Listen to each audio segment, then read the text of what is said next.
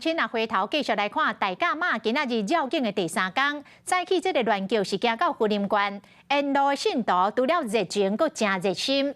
有一个目睭无啥看到的朋友叫做阿红，为了要祈求视力，袂阁继续来恶化，连续2年拢对着妈祖来绕境。有信徒发现到阿红主动对伊的身边帮忙刹车，引导伊过大路。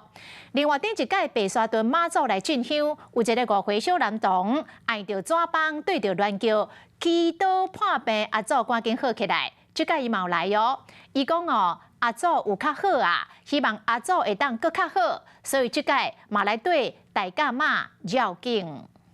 脚会痛吗？5岁查甫囡仔拍拍影，顶面绑一块纸棒，顶面写“跪我阿祖祈福”，希望阿祖赶紧好起来，平平安安。啊，伊就是顶摆白沙屯妈祖对咧过行进香的囡仔兄，这摆大甲妈文章伊嘛来呀。上次有好一点吗？有啊。啊，这次怎么会想说在大甲妈再走一次？阿祖会更好。有好囡仔兄希望破病阿祖赶紧好利利，所以这摆嘛特别对妈妈来大甲妈文章要行完全程。妈妈塞入车内底，嘛对一只狗仔噜噜就会文章神经。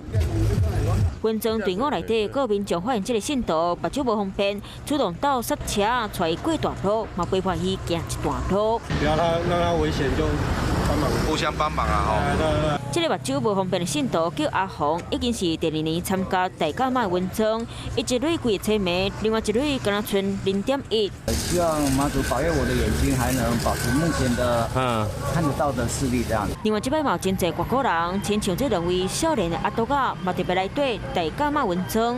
我们要发现台湾的文化。他的台湾朋友告诉我们，这个活动。